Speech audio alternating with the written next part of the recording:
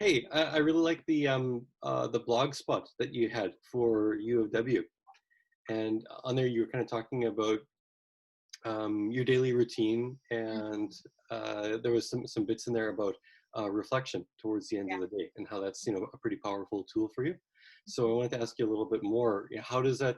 How do you start your day, and how does that contribute to how you end your day? I put on my day-to-day list what I need to do.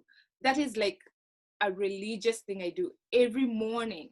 That's the first thing I do when I start work. So So is it like it's work stuff, but also personal stuff, or is it mostly focused on the it, office stuff? it's mostly focused on office stuff. Okay. However, and I will show you. So this is actually what I use. Like it's a day planner, Uh-huh. and I actually got it from Amazon. It's amazing. So what I do is I have a game plan, and jottle down, like I point down all the things that are on my calendar, work calendar, and Okay. also things that I remember, that those tasks that come up during meetings that are not necessarily on my calendar, but I still need to finish or accomplish. So I just jot them down, and then that's what I follow for the day. Okay, so it's not only like work stuff. I also have, I don't know whether you can see clearly, I have this part where I put personal growth. Depending on how busy my day is, if I have a cycle, or if I have some time that I can spare to do, maybe read an article that will help me grow, or just do something that I feel like it's productive. So like, personal growth, we often have these like, what do you want to do in 5 years, or what do you want to be doing like next year? How do you break that down to know what kind of things that you want to put on there for today?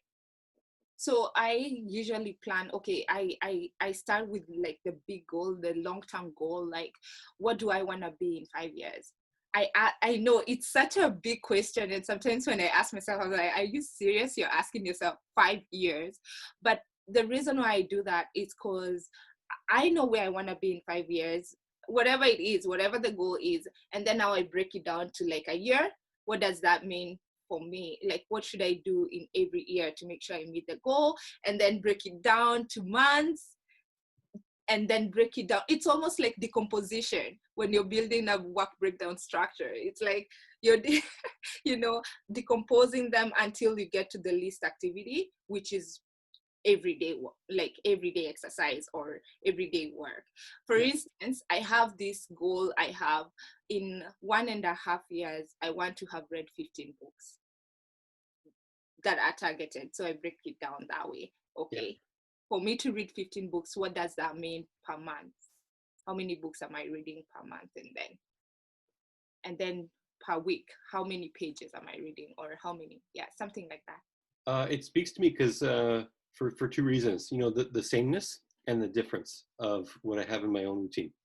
Mhm. And the sameness is, for however many tools that there are for keeping organized, I find Right, that nothing really beats just having a simple daily checklist. right, I keep mine on OneNote, right. um, but there's differences. So you keep yours on paper for one, and then for two, you have a routine that I really like when you're talking about your end of day routine.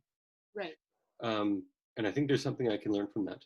But I want to go back first off, rather than having yours on a device Mhm. or having it on your laptop, you've chosen to do it on paper. Why does that work better for you?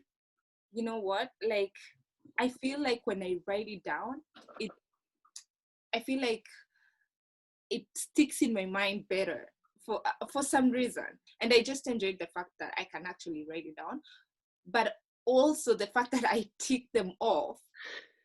Oh, and I use a red pen. I'm very particular what, like, which color of pen I'm using. Just something that makes me happy. When I tick that off, it's a source of, like, it feels me like I have accomplished something. So that's why I do that. It's But cathartic, eh? Have you ever written down something that you just did just so that you could have that little catharsis of crossing it out? Well, it's tempting, but I have not. Oh, you're a better person than me then. I have not, because I try to make sure it's as simple and as, as short as it can. At the end of the day, then you get that list out again, and that factors into your end of day routine. What does that look like? Wow, actually, I learned about the end of day reflection. That's what I call it, from Michael Hanna. Yeah. So what I do is I go back to my day plan, and then based on what I've ticked off, I measure my productivity that day. That doesn't mean like, oh, if I did hit everything, that doesn't mean that I failed that day. No, it just means that I'll ask myself more questions like, oh, okay, maybe I was slow in this task. Why? How critical is it? Is it of priority? Those kind of questions. Mm-hmm. Yeah, and so like I kind of reprioritize activities. Oh, okay, okay. So having the Yeah, reflection at the end of the day is helping you to see, where your strengths and weaknesses are, but it's also helping you to prioritize things. exactly, prioritize. And also like it's almost how would I call it, it's continuous improvement. I'm using project management terms, like it's like progressive elaboration kind of thing, where you're continuously improving on your task, because at the end of the day for me, it's making sure that I am able to exceed expectation.